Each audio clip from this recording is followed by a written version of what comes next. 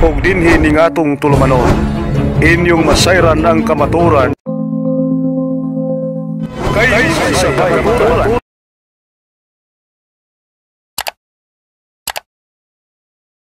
Okay, so manalangin muna po tayo mga kapatid, no, sa pangalan ng Ama, Anak at ng Espiritu Santo. Lord, mandito po kami ngayon para po pag-usapan ang katotohanan na iyong itinuro sa inang simbahan at naway bawat isa sa amin, Panginoon, matapos po ang debating ito ay matuto at yung grasya na amin pong hinihiling para po maunawaan ang iyong salita. Huwag mo sanang ipagkait, Panginoon, sa sino man po sa amin, maging sa mga manonood, para maalaman din po nila ang buong katotohanan ng iyong katuruan sa pamamagitan po ng iyong banal na simbahan at ang lahat po ng ito ay aming pinasasalamatan sa pangalan po ng aming Panginoong Jesucristo kasama ng kaniyang ina, si Inang Birheng Maria, at sa lahat na rin po ng mga kasantusan at kaanghelan sa langit. Amen. In the name of the Father, and of the Son, and of the Holy Spirit. Amen. Okay. So, one stand lang po tayo. 10 minutes na na presentation at saka cross-examination both side, 10 minutes din conclusion 20 minutes. Di may pa, mayroon pang bro, mayroon pang second stand. Wala na siguro, isa lang. Wala ng lang. Natasanayan namin ni Jando. Isa lang po kasi sige. So 10 minutes. 10 minutes both side. Cross-examination at saka Okay, sige. Okay na yan. Sige. 3 minutes conclusion. Sige. Okay. So pagsimula po magsalita, bro, magsimula din ang iyong oras paglakad. Alright, okay. So maraming salamat Mr. Moderator. So good evening sa lahat po, no, mga kapuntos at mga kaabag. Gayon din po sa mga kamiyembro ng ating pong kaharap ngayon na si Brother Ephraim Bulambaw, no, ang kanya pong mga church members. Kung nanonood man, isang pinagpalang gabi po sa ating lahat. At sa gabi pong ito ay akin pong patutunayan ang isa po sa dogma ng simbahan patungkol po sa sa titulo ng Inang Birheng Maria na iginawad sa kanya ng Diyos, no, bilang Queen of Heaven. Yan po ang ating patutunayan, mga kapatid. Pero bago po yan, no, gusto ko lang munang magbigay ng mga biblical principle para mas madali po nating matanggap at maunawaan ang katuruan, no, patungkol po sa katotohanan. Dahil dito po sa Apokalipsis 2:7, no, kanino ba tayo ina-address ng banal na espiritu ng mga apostol makinig? Isa po kasi yan sa mga biblical principle na dapat nating tanggapin kasi Biblia po ang nagsabi, no? Dito po sa 2:7 ng Apokalipsis, ito po ang ating mababasa, mga kapatid, sa Tagalog na Biblia o kahit sa anumang Biblia. Pagpipiliin ko na lang po ang Tagalog na Protestante. Ito po ang dating Biblia, no? King James Version na Tagalog. Ito po kasi ang sabi dito, mga kapatid. Ang may pakinig ay makinig sa sinasabi ng Espiritu sa mga iglesia. So napagkalinaw, no, ina-address ang mga Kristiyano na makinig daw sa Espiritu Santo, no, sa sinasabi ng Espiritu Santo sa iglesia. Bakit? Sa Efeso 3:10, sabi naman ni Apostol na Pablo sa kanyang sulat sa mga taga-Efeso, mga kapatid, upang ngayoy sa pamamagitan ng iglesia ay maipakilala sa mga pamunuan at sa mga kapangyarihan sa sangkalangitan ang kapuspusan ng karunungan ng Diyos. No? So ang walang hanggang karunungan ng Diyos ay maipapakilala sa atin sa pamamagitan po ng iglesia sa iba't ibang paraan. Kaya napaka-importante ang role ng simbahan para magpahayag sa kung ano man po ang katotohanan. Okay, so as I said, ang atin pong patutunayan ang pagiging reyna sa langit ng ating Inang Birheng Maria. Pero bago po natin ibigay ang mga katuruan ng simbahan, mayroong isang objection dito ang mga Protestante. No, kaya ayaw nila maniwala sa dogma ng simbahan about Mary as Queen of Heaven dahil meron kasing binabanggit sa Old Testament na reyna sa langit na kinikilala ng mga pagano. Although even mga Hudyo, no, na nahihikayat sila na sumamba sa Diyos-Diyosan na ito, yung tinatawag nilang Reyna sa Langit. Mababasa po natin to sa Jeremiah 7:18 at Jeremiah 44:17 to 25. So, ikukot ko lang ang isang talata para makasave tayo ng oras. Dito sa Jeremiah 7:18 kasi may binabanggit dito na Reyna sa Langit na kinikilala ng mga pagano, na ayaw ng mga protestante maniwala sa dogma natin kasi akala nila yung kinikilala nating Reyna sa Langit ay ito yung kinikilala din ng mga pagano. Hindi po. No? So ito po ating mababasa sa Jeremiah 7:18. Ang mga anak ay nangamumulot ng kahoy at ang mga ama ay nangagpaningas ng apoy at ang mga babae ay nangagmamasa ng masa upang igawa ng mga tinapay ang Reyna ng Langit at upang magbuhos ng mga handog na inumin sa mga ibang mga Diyos upang kanilang mungkahiin ako sa galit. So isa po ito sa pinangahawakan na objection ng mga mahal nating kapatirang protestante. Kaya ayaw nila maniwala na si Mary is Queen of Heaven dahil po sa talatang iyan na ang akala nila kinikilala nating Diyos-Diyosan si Inang Birheng Maria, katulad ng pagkilala ng mga pagano noong panahon ni Jeremias. No, kasi mayroon silang kinikilalang Reyna sa Langit. Pero si Inang Birheng Maria ba yan tulad ng sinasabi ng mga protestante? Hindi po, no? Ayon po sa mga scholar, no, 3 pangalan po ang kanila pong nirekomenda kung sino yung Queen of Heaven na yan sa panahon ng mga Old Testament people. Sino ba yang ano na yan sa ayon sa mga scholar? Basahin po natin ang kanila pong komentaryo, no, kung sino ba yung kinikilala na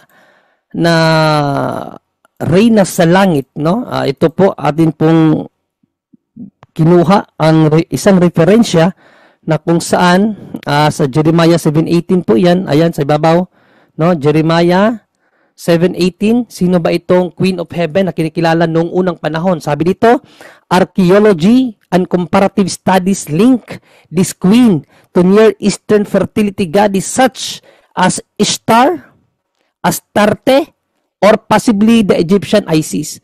So wala pong ibinigay na pangalan ang mga scholar na Mary. Wala po, no?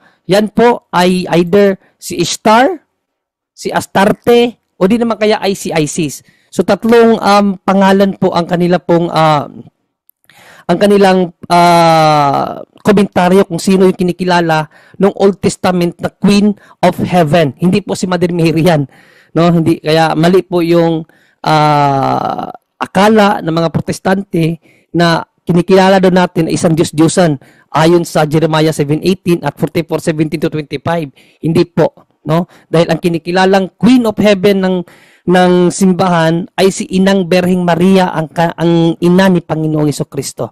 Okay? So inuna ko nang sagutin ang objection.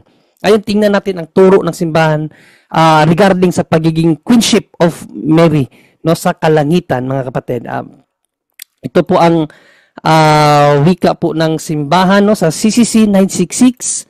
Ito po ang wika ng simbahan, mga kapatid. CCC 966, ito ang ating mababasa, no? CCC 966. Finally, the Immaculate Virgin preserved free from all stain of original sin. When the course of her earthly life was finished and was taken up body and soul into heavenly glory and exalted by the Lord as Queen over all things. Ano daw? Matapos daw ang kanyang buhay dito sa lupa at iniakyat siya sa langit, then God exalted by the Lord, no? Mary exalted by the Lord, no? Itinaas siya ng Diyos as Queen over all things, bilang reyna sa lahat ng bagay, so that she might be the more fully conformed to her Son, no? Para daw maging ganap na maiayon ang ating Inang Birheng Maria sa kanyang anak na ano? Lord of Lords and Conqueror of sin and death. So yun po ang teaching ng simbahan, mga kapatid, ano? Na bakit ginawaran si Inang Birheng Maria ng Diyos bilang reyna sa langit, reyna sa lahat ng bagay, para maiangkop ang kaniyang pagkakakilanlan sa kung ano ang pagkakakilanlan ng kanyang anak. Kasi ang kanyang anak kasi, Lord of Lords, King of Kings, no? Hari ng mga hari ang kanyang mga anak. Kaya para maging angkop siya, maging firm, no, ang kanyang pagiging ina kay Panginoong Jesucristo, kaya ginawaran siya ng Diyos as Queen of all things or Queen of heaven, mga kapatid. Ngayon, may biblical ano ba yan? May biblical passages ba yan na pinagkuhanan ng simbahan? Of course, meron po. Revelations 12:1, mga kapatid. No? Basahin natin ang Revelations 12:1 kasi ito po ang literal na mababasa natin sa Biblia kung saan nakita ni Apostol John mismo, no, sa kanyang pangitain ang isang babae na kinurunahan sa langit. Revelations 12:1, mga kapatid. Ito po ang ating babasa. Basahin ko na lang sa King James Version agad, no? Para maganda ang salin. Sabi dito, and there appeared, no, appeared meaning apparition, a great wonder in heaven, a woman clothed with the sun and the moon under her feet, and upon her head a crown of 12 stars. So nakita dito ni Apostle John ang isang babae daw, no, na kinurunahan, crown of 12 stars, mga kapatid. Okay? So sino ba yung babae niya? Ano pa yung ibang hint na ibinigay ni Apostle John dito? Sabi dito, and she being with child, cried traveling in birth and pain to the delivered. So nagdala siya ng isang bata at ano ba ang meron sa bata na iyan sa 5? She brought forth a man child who was a ruler of all nations with a rod of iron, and her child was caught up unto God and to his throne. So ang kanyang pinanganak daw ay maghahari, no, sa lahat ng nation na wala naman pong ibang tinutungkulan dyan. Kung tingnan natin ang hula sa Salmo 2:7-9, yan po si Panginoong Jesucristo po yan. Maghahari sa lahat ng mga bansa, no, mayroon siyang dalang yung rod of iron. So wala pong iba, si Panginoong Jesucristo po yung dinadala niya, at yung babae na nagdala, wala pong iba yon, si Panginoong Jesucristo po, si Inang Birheng Maria po yon. No, katunayan sa mga ang itong commentaries ng mga Protestant scholars, no, sa Revelations 12:1 ay si Maria. No, gamitin ko Okay. po. Okay, time na po. 10 minutes. Time na? 10 minutes na 'yon? Time na po. Oo. Time na po. Okay. So, okay, maraming salamat. Okay, maraming salamat, Kapatid, sa iyong 10 minutes na presentation sa debating ito ngayong gabi. Okay, dito na po tayo sa cross-examination. Brother Balambao, ready ka na po ba? Yes, ready na po. Okay.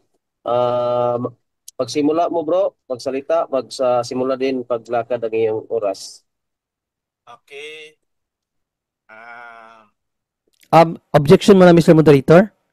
Okay. Ano, objection? Is stop the time muna. I-request Okay po. ko sana kay Efraim Bulambaw na kung saan na po gamitin niya yung headset para klaro yung kanyang boses. Okay. Medyo Sige, bro. mahina kasi sa akin. Okay. Kung may headset ka dyan, bro, pwede pakigamit kasi para marinig masyado ng yung atong Okay, gamit. so narinig ka Yan, ba? yan. Yes, malinaw na. Okay. So, Running time, bro, pag simula mo pag-cross-examination.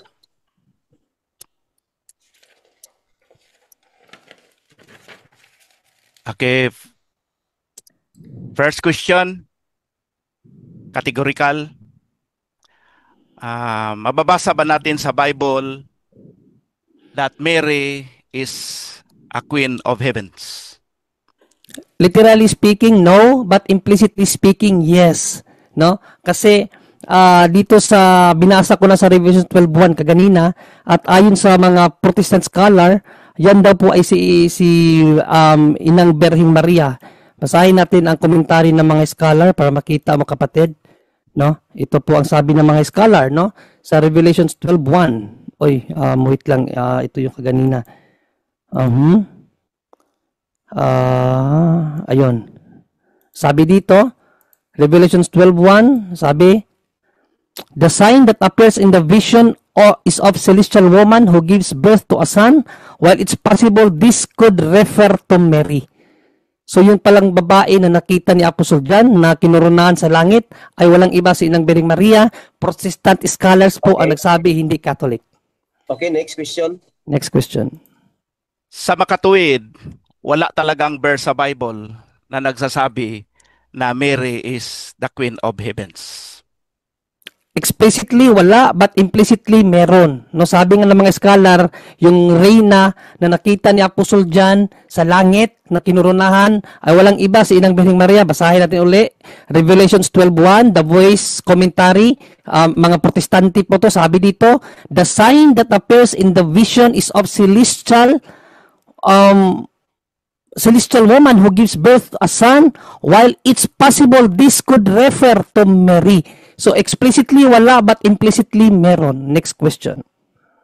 So when we talk about implicit and explicit, saan ba ang mas matimbang? Explicit or implicit?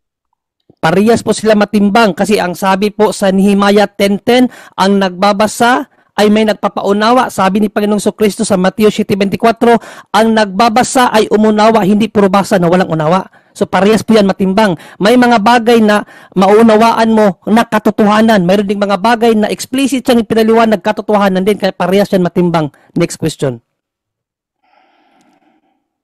Kung istadihan natin ang dictionary, pareha ba ang sinasabi ng dictionary na meaning about explicit and implicit? No, pero ang tanong mo kasi, alin ang matimbang? Alin ang matimbang? Biblically speaking, parehas yan matimbang. Kasi sabi nga ni Panginoong Kristo, ang bumubasa, umunawa. So kapag nagbabasa ka, unawain mo. Yung inuunawa mo, yun ang mga explicit truth. Or implicit truth. Objection, Mr. Moderator, hindi pa patapos. Sorry po. Okay, okay lang po. Please. Yes. Okay. Yung mga implicit truth, yun po yung mga nauunawaan natin. Yung mga explicit truth, yun po yung mga nababasa natin. So parehas po yan matimbang. Ang tanong mo po kasi, alin ang matimbang? Kaya ang sagot, parehas yan. Kasi parehas katotohanan yan. Nauunawaan man or nababasa, katotohanan parehas. Kaya parehas matimbang. Okay. Paano natin mauunawaan kung hindi talaga yan nababasa? Kasi nga, implicit lang. Again, ang implicit is still truth. Sabi nga ni Panginoong Kristo, ang nagbabasa, umunawa. So, kinakailangan mong unawain yung binabasa mo. At ayon sa mga scholar na nagbabasa sa Revelations 12:1, refers daw yun kay Mary, ang babae na kinurunahan sa langit na nakita ni Apostol John, refers to Mary. Mga protestanting scholar na nagsabi noon, hindi lang Katoliko. We are not scholars, kapatid. Next question. Next question. Yung sinasabi mo na scholars na nagsasabi niyan, pwede ba makot kung sino yan? Ito sa The Voice Bible yan. Ito, The Voice Bible. Pakita ko na lang siguro yung The Voice Bible ko. Ito, marami sila dito kapatid. No? Di ko na maisa-isa. Marami ang nito, author. So sa The Voice Bible, ito po ang kanilang sinabi. Ang sabi nila, sabi dito, the sign that appears in the vision is of celestial woman who gives birth to a son. While it's possible this could refer to Mary, the mother of Jesus. So yan ang mga implicit na katotohanan na ipinahayag ng mga scholar na yung babae na yung nakita ni Juan, yan si Inang Birheng Maria. Next question. According to the readings and according to the history and according to legit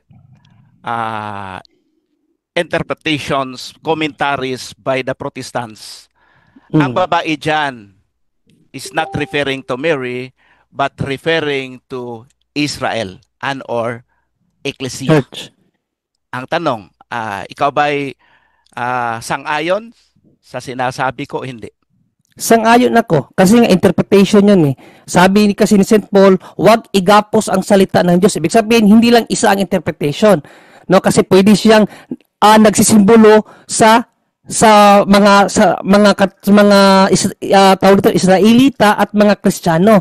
Pero the thing is yung nakita ni Apostol John, sabi ng mga scholar, si Maria yon. Si Maria ang kanya nakita, pero nagsisimbolize si Maria sa mga Israel at sa mga Kristiyano. Para bang flag? Ang flag nagsimbolize sa Pilipinas, pero yung nakita mo, literal na flag. Parang ganun din. Next question. Sinasabi mo kanina na literal na si Mary yon. Ang aklat ba ng Revelation ay literal or symbolical? Full of symbolism, Pero hindi man nangahulugan na dahil simbolismo siya, hindi na literal yung nakita. Vision yun eh. Vision yun ni John. Nakita niya babae kinurunahan sa langit. Vision yun. That is literal sense. Nakita niya babae kinurunahan. Yung babae, meron siyang sinusimboluhan. Ayon sa mga scholar, Catholic and Protestant, yung sinimboluhan ni Mother Mary, pwedeng Israelita, pwede rin mga Kristiyano. So yun ang point doon. Pero yung nakita ni Apostle John, literal yun, na nakita niya babae kuruna na sa langit. At sabi nga ng mga scholar dito, this could refer to Mary, the mother of Jesus. Yun ang literal sense. Next question.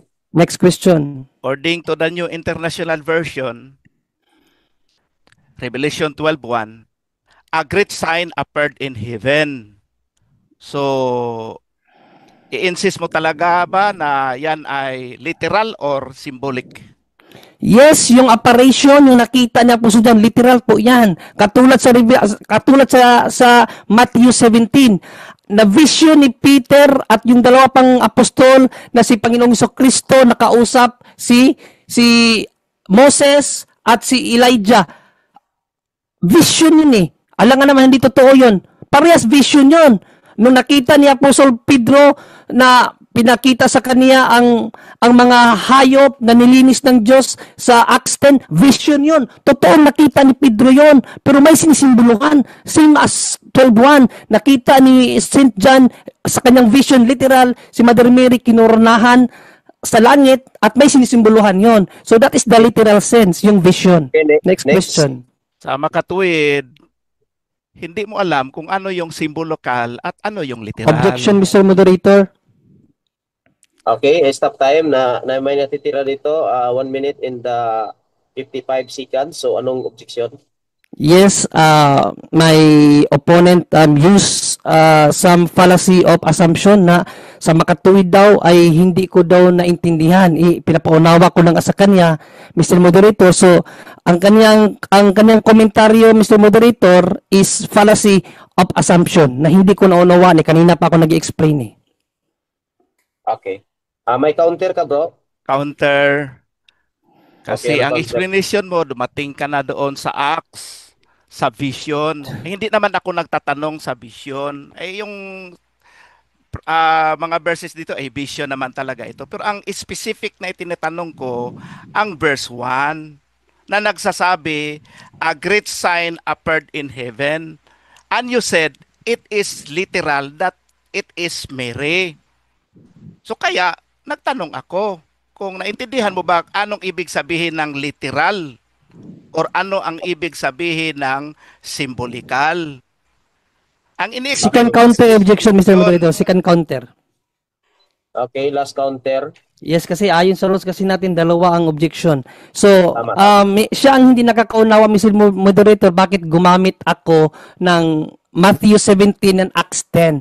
Kasi ang tinatanong niya, anong pinagkaiba ng literal at symbolikal? Sabi ko nga, ang literal sense, yung nakita ni Apostle John, yung kanyang vision, literal yun. Tulad ng nakita ni San Pedro at ng dalawa pang apostol sa Mount of Olive, na nakipag-usap si Panginoong Jesucristo kay Moises at kay Elijah, that is vision. Vision yun. Nakita nila literally.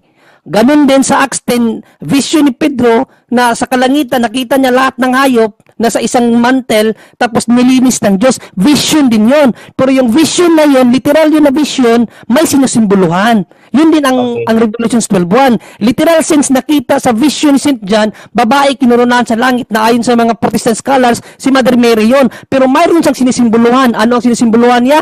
Israel at ang simbahan. So yun po ang pinapaliwanag ko sa kanya, Mr. Moderator. Counter objection, Okay. Mr. Moderator. Okay, last counter objection para mag-desisyon ang moderator. Klaro kasi sinasabi niya kanina na ang babae dyan, pinangalanan niya literal na si Mary. At ngayon sinasabi niya na simbolikaw na yun. Sinasabing niya, pwede din yung Israel, pwede din yung Ecclesia or Church. Sa makatuwid, hindi yan literal. Siya kasi ang nagsabi kanina sa kaniyang arguments kanina na literal na si Mary yon. Yung babae doon, symbolikal nga yon. Hindi pinangalanan na Mary ba or ano. Symbolikal lang yun, hindi yan literal. Okay, As moderator's far time. as the Bible is very clear in verse 1. Okay, moderator's time. Ganito na lang, ano, both side, affirmative at ano, negative. Ito lang masabi ko. Ah, hindi natin gamitin ano ang ano salita na hindi pwede magamit ang affirmative na salita na hindi mo alam at ang negative hindi din pwede. So ibig sabihin both Yes. side, binabawalan ko ang both side. So proceed po sa ano sa cross-examination, Bro Balambaw. Okay, binanggit niya kanina yung Queen of Heavens in the Bible, ah, na it is actually referring to Astarte. Yes or no? Yes, actually, binanggit ko na nga yan kanina, inunahan ko na kasi alam kong gagamitin mo yan. Kaya nga mali ang unawa nyo dyan kasi hindi yan tumutukoy kay Inang Bering Maria. No? Sabi po ng mga scholar, yan po ay tumutukoy kay Astarte, kay Ishtar, or kay Isis. No, basahin natin, sabi ng mga scholar, ito po, no? Archaeology, ayan. Archaeology and comparative studies link this queen to Near Eastern fertility goddesses such as Ishtar, Astarte, or possibly Egyptian Isis, not Mary. Next question. Hindi nga yan kay referring to Mary, pero ang ano dyan, ang concept na only first time in the Bible and the only times in the Bible the word Queen of Heavens appear. Ikaw ba'y sang-ayon or hindi? Yes, ang ayon ako sa Old Testament. Pero sa New Testament, iba po yun. Kasi sa Revelation 12:1, nakita sa vision ni St. John, babae, kinoronahan sa langit. Heaven nga, appeared a sign in heaven. Sabi nga appeared a sign in heaven. A woman clothed with the sun na may kruna sa ulo. So, hindi yun yung Queen of Heaven na kinikilala ng mga pagano. So, ibang ano yun, ibang timeline. Yung Old Testament, kung titingnan mo nga sa paliwanag ilang taon ang pagitan? 600 years from the time na mayroon silang kinikilalang Queen of Heaven na Astarte, Isis, or Astarte, o Irish. Sa panahon ni Inang Bering Maria, sa panahon ni St. John, 600 years ang lumipas, kaya hindi parehas yun. Magkaibang timeline nun. Next question. Time na po Therefore, time na po. Okay. Time na po. Okay, so dito na po tayo sa ano sa paggiba mo, Bro Balambaw, sa tinatayo ng ano yung katunggali ngayong gabi sa affirmative. Bro, magsimula ang iyong oras, Bro Balambaw, sa paggiba ng affirmative sa kanyang tema. Pagsimula mo magsalita, magsimula din pag ang iyong time. Running time. okay, so magandang gabi po sa lahat. Magandang gabi sa lahat na nakinig at tumingin sa ating live discussion tonight. Kanina sinabi ng affirmative na yung sa ano daw, yung uh, sa Old Testament na Queen of Heavens ay sinasabi raw namin ng mga Protestante na yan ay si Mary. Hindi naman, no, hindi naman. Pero ang sa amin lang, no, sa mga non-Roman Catholics, lalo na sa amin sa Eklesiya, ang sa amin diyan ay there is no verse in the Bible that really said Mary is Queen of Heavens.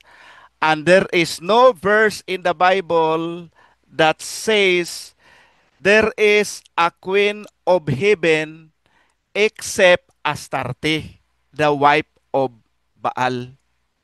So therefore, yung concept na Queen of Heavens ay wala talaga yan sa Bible. Klaro nga, sinasabi niya kanina, gumamit siya ng Revelation 12. Sabi niya literal na si Mary. Hindi yan pwede maging literal na si Mary.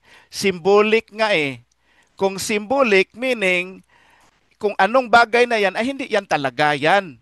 No? Symbolic. As far as the theologians of the Protestants and even as Ecclesians, that is referring to Israel. and or church in your context, and in my context is ecclesia.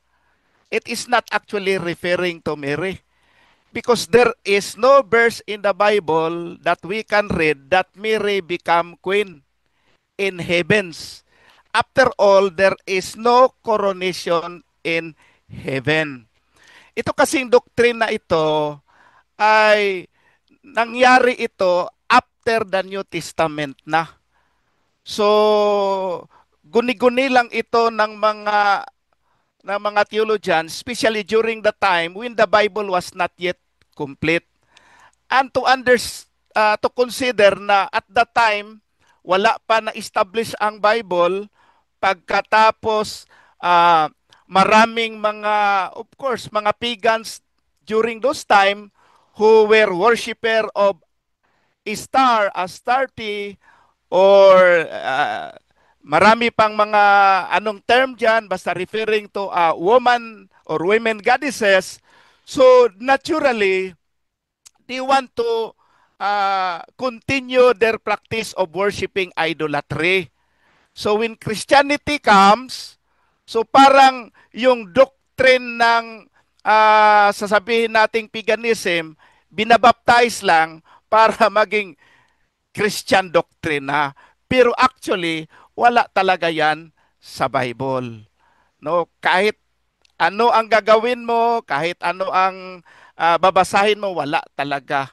So, kung sasabihin din nila, kasi isa sa mga arguments nila na sa Old Testament daw, kasi yung mga mother ng king ay naging queen, no? Kagaya ni Solomon, na kanyang mother si Bathsheba, ay queen daw si Bathsheba. Okay. The practice of making mother of the king as queen is based yan sa reality and the fact that they practice polygamy. So kung nag-practice sila ng polygamy, siyempre, alangan naman 700 wives si Solomon, 300 concubines, hindi pwede na ang 700 wives niya gawin nga queens. There will be chaos. Kaya ang mother niya, yun ang naging queen. Pero yung mother naman ni Solomon, ay wife naman talaga yan ni King David.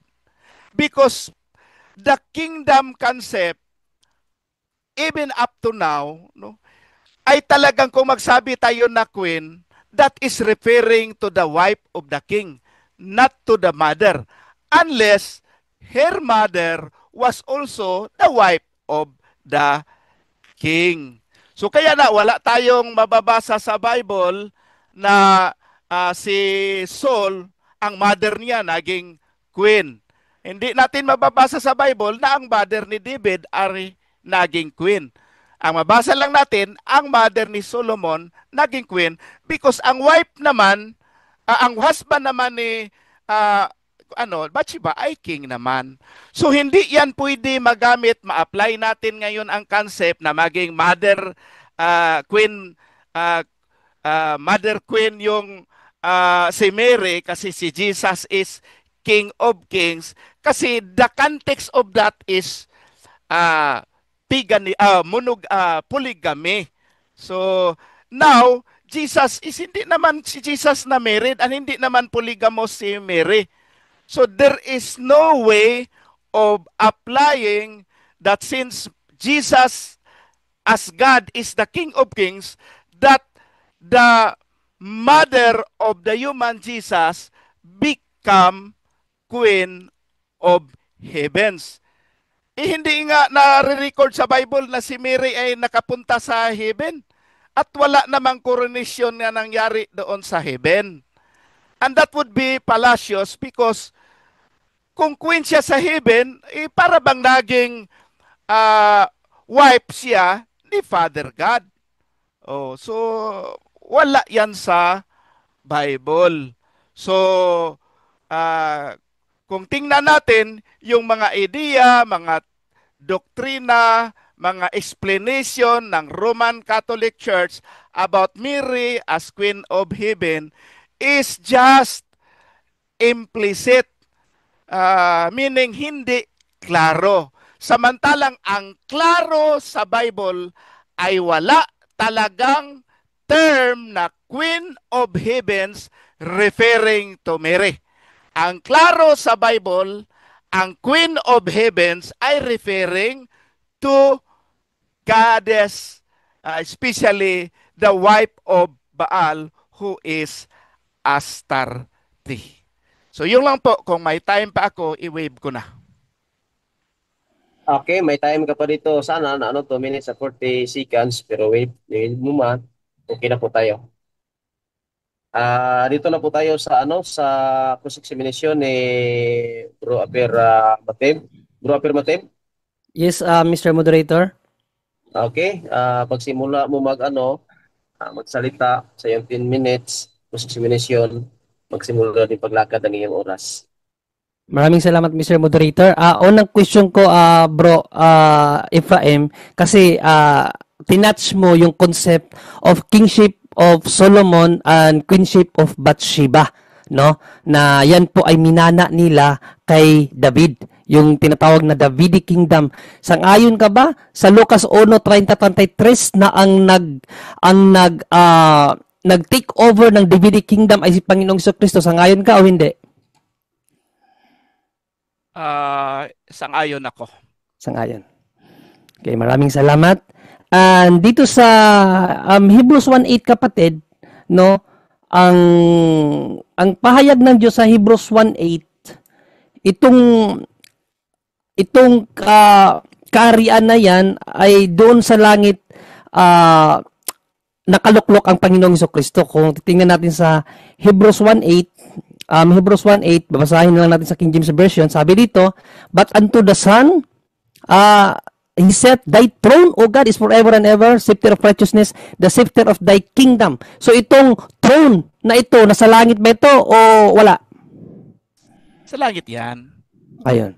So, sangayon ka na si Panginoong Jesucristo, ayon sa Hebrews 1:8, naghahari sa langit. Exactly. Amen. Question. Ayon sa hula na kinote ni St. Paul sa Hebrews 1:8, ayon sa hula, yung bang paghahari na yan ni Kristo sa langit, according to yun, sa langit yan, mayroon ba siyang kasamang reyna sa kaniyang kanan? Ayon sa hula, meron o wala? Anong klaseng magtanong ako kung anong klaseng hula ang binanggit mo? Objection, Mr. Moderator. Okay, stop time. May time dito na natin. Yes, nasa interpolation po ngayon ng aking kapatid. Nasa cross-examination siya. Wala siyang time magtanong sa akin. Pwede siya mag-pass, Mr. Moderator, kung hindi niya alam. No? Sabihin na lang niya, pass kasi hindi ko alam, Mr. Moderator. Hindi siya pwede magtanong sa akin. Counter-objection. Ang patanong niyan ay hindi patanong na kung ano-ano. Ang patanong niyan ay clarification lang. Anong klaseng hula? Kasi ano ba, Nostradamus hula? Anong klaseng hula yan? Okay, hula is yun lang, clarificatory lang yan para bago ko magtagot. Okay, moderator's time. Okay, moderator's time. Ganito po, Bro Balambaw, pag clarification, both sides sa inyo, para malaman ninyo, i-refer ninyo sa moderator pag clarification para yes. time. Okay, sorry po. So, yun lang sa akin, Mr. Moderator. Clarificatory lang yan. Sige, okay. Clarificatory. Okay, so, Mr. Moderator? Okay po. Proceed po tayo. Okay, so, granted ba yung niya, Mr. Moderator, sa clarification, anong hula yon? Okay po, kasi ang sabi niya, may clarification at sa rules natin, may clarification po tayo. Okay, so yung hula na sinasabi ko, hindi hula ni Nostradamus, Mr. Moderator, hula ni San David. No, kasi yung Hebrews 1:8 quoted yun ni St. Paul sa Psalm 45:6-11. Kaya ang question ko, ayon sa hula ni San David na kinot ni St. Paul sa Hebrews 1:8, mayroon bang rinang tatayo sa kanan na pinagaharian ng Panginoong Jesucristo sa langit? Meron bang reyna o wala? Yan, Mr. Moderator, ayon sa hula ni San David. Okay. Okay. Running time pagsagot mo, bro. Running time po tayo. Okay, babasahin mo, Mr. Moderator, maigi siguro Okay. babasahin natin kung ang specific na verse na yan. Objection, Mr. Moderator. Okay, anong objection po? Nakadalawa na kasing strike to Mr. Moderator. Sagutin niya agad, Mr. Moderator, kung alam ba niya o hindi. Kasi hindi ko naman siya pinapabasa eh, pinapasagot ko siya, Mr. Moderator eh. Wala siyang karapatan mag-utos na basahin. Sumagot lang siya kasi interpolation period po to, Mr. Moderator, kung alam ba niya o hindi. Okay, okay. Sige, ayon sa sa rules, pag ang tanong ay ayon sa tema, sagutin ayon din sa tema. Pakiulit sa tanong at pakinggan mo bro kung ayon sa tema, so sasagutin mo. Pakiulit sa tanong, brother. Naka-off time to, Mr. Moderator, no? Mr. Moderator? O naka-off time to kasi ano to eh, clarification to, nakadalawang clarification na to eh. Okay, okay. So, klaruhin ko, ang tanong ko kasi Mr. Moderator, napakalinaw. Ayon sa hula ni San David na kinote ni San Pablo sa Hebrews 1:8, alam ba niya, Mr. Moderator, na sa hula ni San David, mayroong nakatayong reyna sa kanan ng Panginoong Jesucristo, no? Quoting verse 1:8 ng Hebrews, mayroong nakatayong reyna. Alam ba niya yan sa hula ni San David? Alam niya o hindi niya alam? Yun ang tanong, Mr. Moderator. Categorical question. Okay, pakisagot bro. Then pagsagot mo, running time na po tayo. 8 minutes and 8 seconds. As far as the Hebrews 1:8 is concerned, walang nakalagay doon. Mr. Moderator, objection. Okay, 7 minutes and 56 seconds. Stop time. Anong objection? Hindi po nasagot ang aking tanong. Ang tanong ko, Mr. Moderator, according sa hula ni San David na kinote ni St. Paul, alam ba ng ating kapatid na si Brother Ephraim Bulambaw, no, na mayroong reynang tatayo sa Panginoong Jesucristo sa kanyang paghahari sa langit? Alam ba niya na may hulang ganon? Oo o hindi, Mr. Moderator? Yun po ang question. Okay. So, oo o hindi, bro. Kung may counter ka, objection, bago mo sagutin, pwede din. Problem ba? Hindi ako sigurado, no, Mr. Sigurado. Moderator. Yun ang tanong ko. Kasi hindi rin niya kinot. Kaya na nagtanong ako kung saan mabasa sa Psalms. Kasi tingnan ko kung ano talaga ang ibig sabihin niyan. But I'm sure as far as nag-quote siya ng ng Hebrews 1:8, wala doon sa Hebrews 1:8. Okay. Hindi naman siya magbigay sa kung saan sa Psalms. So hindi ako sigurado.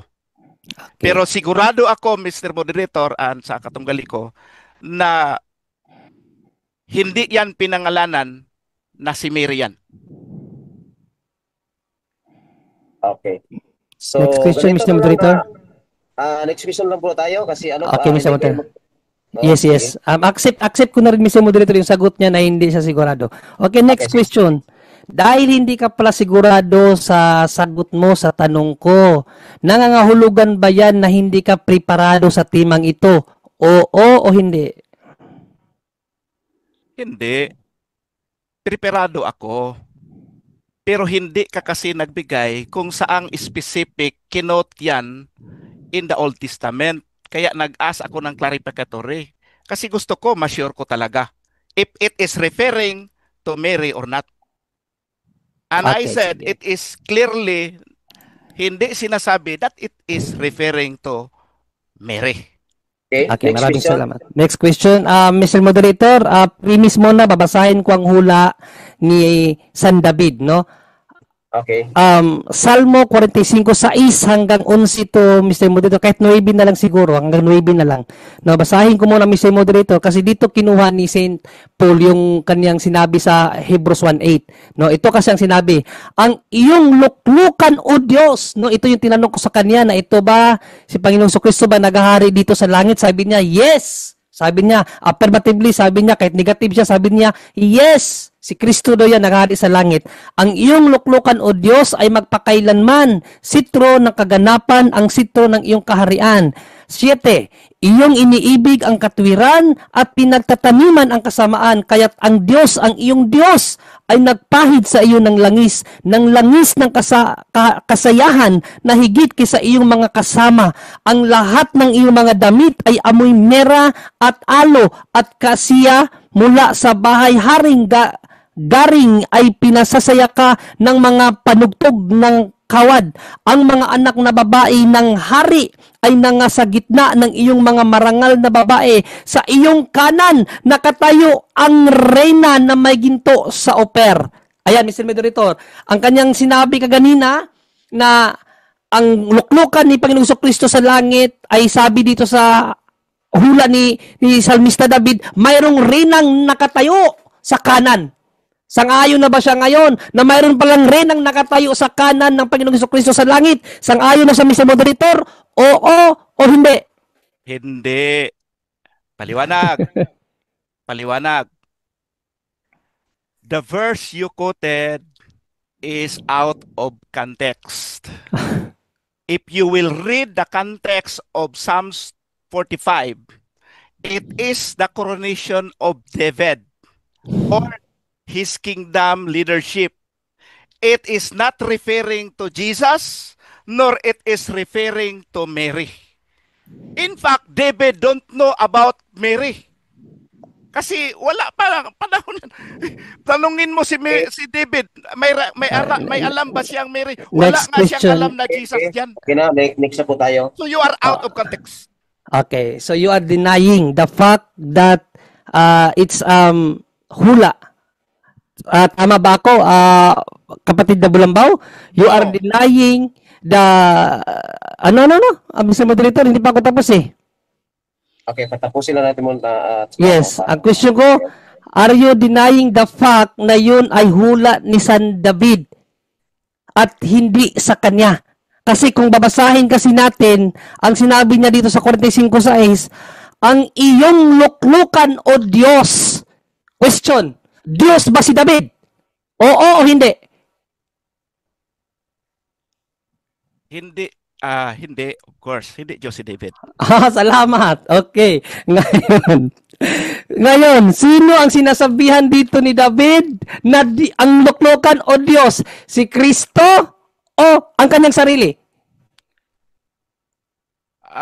Of course, ang sinasabi niya dito ay si God the Father, not referring to Jesus Christ. Okay, salamat. Sa Hebreo 1:8, parehas na kataga, ang iyong luklukan o Diyos, sinong sinabihan dito? Si Jesus Christ o ang Father? In Hebrews 1:8, that is referring to Jesus Christ. But here in Psalms 45, it is referring to the Father God, not to the Son. So, ibig sabihin, ang hula ni San David, ang iyong luklukan o Diyos, ay pumapatungkol sa Ama, hindi pumapatungkol sa Anak. Of course. Of course. Maraming salamat. In verse 9, it is now talking about kings. No? Basahin ko. Kings and daughters were among thy honorable women. Upon thy right hand did stand the queen of gold of Ophir. It is not related to Mary anymore. Okay. Next. Okay, next question. Okay, sasakyan ko na lang Mr. Moderator na ang kanyang unawa dito is Father to, no? Na yung sinabi diyan, ang iyong luklukan o Diyos, ang Father daw yan. Okay, sangayon ka ba sa 9 na mayroong tatayong reyna sa kanan ng God the Father sa langit? Tatayo kang mayroong reyna. No.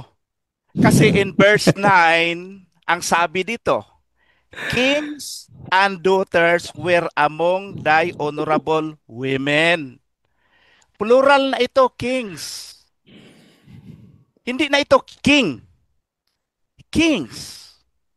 So naiba na, no? From verse 6, it's referring to God the Father, but in verse 9, it is no more. Because sinabi dito kings. Hindi naman Okay. pwede ito referring to Jesus because Jesus is not plural. Okay, okay. It is not referring to Okay, God the next Father question. because God the Father is absolutely one. Okay, next. Okay. Biblically speaking, sino ang hari na mayroong tatayo sa kanan? Biblically speaking, sino ang hari na sa langit na nakatayo sa kanan? Si Jesus o ibang king? Si Jesus yan, biblically speaking. Okay.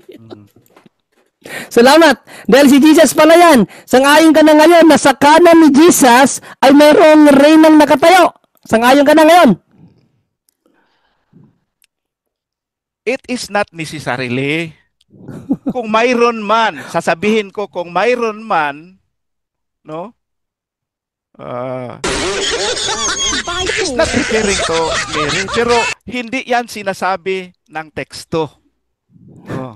Wala Okay, naman, marami- sige daw, saan dito sa Bible? Wala naman dito sinasabi niya. Okay, Okay, okay, so- last question. That is just your interpretation, hindi Okay, yan sinasabi ng Bible. Last question. Sabi mo na itong kanan na ito, itong kanan na nakatayo, si Jesus to. Tapos sa kanya may nakatayo. Sabi mo, not necessarily si Mary. Kung hindi si Mary yung reyna, sino yung reyna na nakatayo sa kanan ni Jesus? I will read the text. Okay? I repeat. Verse 9. Objection mo na, Mr. Moderator, para hindi matapos muna yung sagot niya. Okay, okay. Ano Yes, objection? kasi igagrant ko na babasahin niya, Mr. Moderator, pero take note, Mr. Moderator, ang tinatanong ko, sino? So magbigay siya ng pangalan, sino? Hindi yung magbabasa lang siya, pero wala siyang maibigay. Ang question, Mr. Moderator, kasi sangayon na siya, na yung kanan, si Jesus yun, na may nakatayong reyna. Sabi niya, hindi yan si Mary. Kaya ang question ko, kung hindi yan si Mary, sino yan? So pahihintulutan ko siya magbasa, Mr. Moderator, no? Provided na pagkatapos niya magbasa, sabihin niya ang pangalan, sino yung reyna na nakatayo sa kanan ni Jesus, na aminado sang si Jesus yun eh. Sino yung reyna na yun, na hindi si Mary, pangalanan niya, Mr. Moderator. Okay. Psalms Okay. 45 verse 9. King's daughters were among thy honorable women. Mga babae. Upon the right hand did stand a queen in gold of Ophir. The verse is not talking about Jesus, nor it is talking about the Father. It is talking about kings, plural. It is talking about women, plural. And it is talking about Ophir. Ophir is a place in Israel. Literal place ito of Israel, not in heaven. Who is that queen? Hindi sinasabi dito. Okay. Okay na po tayo. This is not referring to Jesus anymore. Very clear. Okay na Verse po. 9. Walang Jesus, walang king, walang heaven. Okay na po. Tatapos na po ang ano. Kings, women, daughters. Okay, salamat. are out of Affirmative. Okay, salamat. Affirmative at negative na ubusan na po tayo ng oras.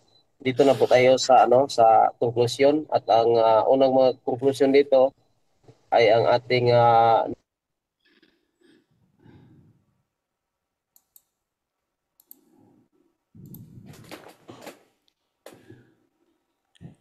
Hello, Mr. Moderator. Nawala ka, Mr. Moderator? Nandyan pa ba? Oh, nawala yung moderator natin. Sige, tapos naman siguro. Ayun, andyan sa... Okay. Wala lang ang kanyang ano. Okay, patuloy. 10 minutes bro, negative. 5 minutes, bro. 5 minutes, Mr. Moderator, 5 minutes. Sige, Kasi, 5 5 minutes. minutes, 5 isang- minutes. Isang ano lang kasi, isang ano lang. Oo. Okay, sige, okay. Pagbigyan natin. Okay, 5 minutes negative, conclusion, no objection. Okay, so hindi No, talaga negative, Negative, okay. conclusion. I'll start my 5 minutes. No objection. Okay, I will stand that the idea that Mary is queen of heaven is not really biblical. what is biblical as Queen of Heaven is Astarte, the wife of Baal. The Roman Catholic doctrines of Mary as the Queen of Heavens cannot be found actually in the Bible. In fact, that is just officially established by Pope Pius XII in 1554 encyclical Ad Caeli Reginam. So meaning 1554 pa yan na doctrine na established. Meaning, from Genesis to Revelation, wala kang mabasa na si Mary is Mother of God. According to the earliest fathers, Objection, yung Mr. sinasabi Moderator. niya na Revelation 12, ang sabi niya ay si Mary daw, according to the interpretation of the legit church fathers. Objection mo na, Mr. Moderator. Okay, moderator's time. Sinabi ko kanina, conclusion 5 minutes, no objection, both side. No objection. Conclusion. Kahit na meron siyang violation, Mr. Moderator, hindi na rin pwede. Hindi na pwede yan. Ano po kasi Okay. no objection po. Okay po. Sorry po. Okay, so patuloy ko. Parang nawala na ako ah. So, wala talaga yan. No? Kahit ano pang sasabihin niya, wala talaga yon. Yung sinasabi niya kanina na Revelation 12 na church daw, wala talaga yan. Kasi according to the church fathers ha, it's Israel. Okay, problem ba? Ano? Hindi ko marinig ang moderator. Wala na time, Mr. Moderator? Continue po, continue. Okay. 3 minutes. Hindi ko kasi narinig. So wala talaga yan. Okay? Wala talaga yan. Okay? So, bakit ang wala sa Bible, yun talaga ang gagawin natin na doktrina natin. Explicit sa Bible na wala yung doktrina na yan. Bakit hahanap pa tayo na implicit para lang mailibit natin si Mary sa place na hindi para sa kanya? So,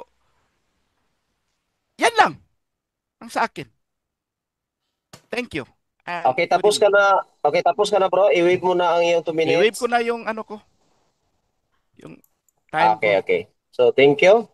Okay, thank you. So, dito na po tayo sa sa affirmative conclusion. No objection, bro. Go ahead. Affirmative. 5 minutes. Okay, maraming no objection. salamat. Maraming salamat, Mr. Moderator, no? So, ayun, sabi ko nga sa iyo, bro Ephraim, na hindi ka pala handa sa debating ito, ba't ka naghamon? Ikaw pa talagang naghamon sa akin, no? Hindi mo pala alam na may hula na yung trono ng Diyos na luklukan, sabi mong nasa langit, ay may rinang nakatayo doon. Sabi niya, hindi yan si Jesus, si David yan. Si David, binasa natin, ang iyong luklukan, o Diyos, yun bang si David Diyos o hindi? Sabi niya, hindi. Tumutukoy yan sa Ama. Sige, tumutukoy sa Ama. Granting without admitting na yan ay tumutukoy sa Ama. Sang-ayon ka ba na sa langit? Kasi ang Ama nasa langit eh. Sa trono ng Amang nasa langit, may rinang nakatayo. Hindi yan si Mary. Regarding kung hindi yun si Mary, may rinang nakatayo sa langit. No? May rinang nakatayo. Sabi mo sa speech mo, walang aral sa Biblia na may rinang nakatayo sa langit. Sinabi mo yun. Naawa ako sa iyo, kapatid na Ephraim, no? Sana after nitong debate na ito, mapagnilayan mo na mali yung mga nakuha mong aral, hindi yan biblical. No? Kung hindi yan si Mother Mary yung rinang nakatayo sa trono ng Diyos, sino na yan? Pangalanan mo. Ang dami mo na. Women yan, women. Yang sabi dyan, Reyna. Reyna, singular. Reyna, hindi naman mga Reyna. Singular yan. Sino yan kung hindi si Mary? Pangalanan mo.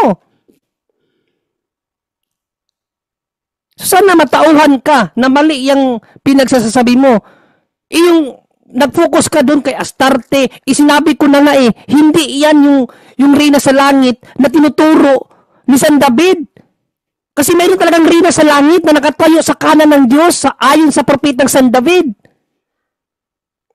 Walang iba yun si Mother Mary, Revelations 12:1. Napakalinaw, Revelations 12:1 na vision ni St. John. Sasabihin mo, hindi yan literal. Ano ba yung vision? Hindi literal? Literal yung vision, may nakita ka. Yung nakita mo, literal yan. Pero yung nakita mong literal, mayroong sinisimboluhan. Yan ang point dyan. Isabi mo, sabi niya dito, hindi sinabi ng mga protestante na si Mary ang Queen of Heaven. Hindi daw sinabi, kanina pa natin binabasa sa The Voice Bible at commentaries, yun ay refer kay Mary. Basahin natin muli mga kapatid, no? Kasi parang hindi na nakita ni ni pastor ni kapatid na Bulambaw ang ng mga o basahin natin kung wala ba, basahin nga natin. Revelation 12 commentary. Ayan no, sabi dito, napakalino naman diyan ayan wala daw nagsabing mga protestante, yung The Voice Bible, protestante yan. Protestante yan, kapatid na Bulambaw, ang The Voice Bible. Sabi the sign that appears in the vision. Pag sinabing vision, literal na nakita yan. Huwag mong sabihin symbolic yung vision. Ang symbolic, yung nakita na babae, yung babae may sinisimboluhan yon. Pero kung sino yung babae, si Mother Mary yon. Ayon sa mga scholar niyo, sabi dito, the sign that appears in the vision is of celestial woman who gives birth to a son. While it's possible this could refer to Mary, the mother of Jesus. Sabihin mo, walang protestanting nagsabi niyan. Kanina ko pa binabasa yan Napakalinaw dyan sinabi ng mga protestant scholars niyo It could refer to Mary, the mother of Jesus. Kaya huwag mong sabihin na hindi yan literal. Kasi pag sinabi mong vision, literal yan. Halimbawa sa Matthew 17, 1-9. Di ba sa Mount of Olive, na vision nila Pedro at yung dalawa pa niyang kasama, na si Moises at si Elijah kinausap si Kristo at si Kristo nag-transform. No? Nag-transfigured siya. Naging puting-puti ang kanyang buong katawan, tapos nagsalita ang Diyos Ama. Ang tawag din vision O tawag, basahin natin ang Mateo 17, no, 17:9. Hindi ba vision 'yon? Vision 'yun O basahin natin. And as they came down from the mountain, Jesus charged them, saying, tell the vision to no one, o to no man, until the Son Man be risen again from the dead. Vision yun. Yan bang vision na yan? Hindi totoo? Hindi ba totoo nakita nila Apostle John yung pagsasabihin mong hindi literal yung vision na nakita ni St. John? Wag kang cherry picking magbasa ng Bible. Vision yun sabi. Okay, maraming salamat. Maraming salamat, Mr. Moderator. Okay, salamat po mga debater, affirmative at saka negative. So dito na po tayo sa closing prayer kasi inopen to kanina sa prayer. Pasasalamat muna Mr. Moderator, pasasalamat both. Okay. Sige, pasalamat muna bro affirmative. Yes, maraming salamat Mr. Moderator. So papurit pasasalamat sa Diyos mga kapatid na nasa ayos po ang debate namin ni kapatid na Bulambaw, Efraim Bulambaw, at nagpapasalamat ako sa kanya kasi siya po ang nag-offer sa akin ng temang ito last week lang. Sabi niya, lalabanan ko ba daw siya sa temang ito? Sabi ko naman, tinanggap ko po na yes, sige bro, pag-usapan natin yan. And I'm so thankful na kausap ni Pastor Efraim Bulambaw, no? Niya. Okay lang siya kausap, maganda siya katalakayan din. So maraming salamat Efraim, Pastor Efraim Bulambaw, at sa ating moderator din. Maraming salamat Mr. Buluwanong ano pangalan niya? Buluwanong Oras, no? Maraming salamat bro sa oras mo at sa mga kapuntos. Maraming salamat at sa mga kaabag, naway marami kayong natutunan sa gabing ito. God bless all po. Okay, marami ding salamat sa Panginoon for the time na nakapag-share tayo sa paniniwala natin. Salamat din kay John Ree. Okay. Sa lahat ng mga Katoliko, na mga CFD na katunggali ko, siya ang pinaka-professional na nakipag-usap sa akin. Kasi yung iba, sorry lang po, pero basta siya ang So far siya yung the best na ka-discuss Salamat, ko. salamat bro, salamat. And salamat sa all viewers. Mr. Moderator? Hindi maganda yung signal ni Mr. Moderator eh. Mr. Moderator, are you still there? Moderator? Siguro mag-prayer na ako. Ikaw na, pastor, Mr. mag-last prayer. Moderator, mag-pray na ako, Mr. Moderator. So let's pray. Lord, thank you Okay. so much Okay. for the time na ikaw po ay naggabay sa amin. Salamat po sa mga pagpapaliwanag namin sa kapatid namin na si John Ray at sa kay Bulawanong Oras. Naway you will continue to shower us, O God, with your blessings. And we decree and declare in the mighty name of Jesus, applying the blood of the Lamb, that we will continue to be learning in accordance with your will and accordance with your truth and nothing but the truth. In Jesus' name, by the power of the Holy Spirit, we pray. Amen. Thank you po Amen. sa lahat. Thank you. Good evening po. Good evening. ug inyo nang nabati ang mga kamatuoran dinhi ning atong tulumanon. Kay unsay kamatuoran. Ako lang hinaot nga daghang kamog nakatunan. Daghang salamat.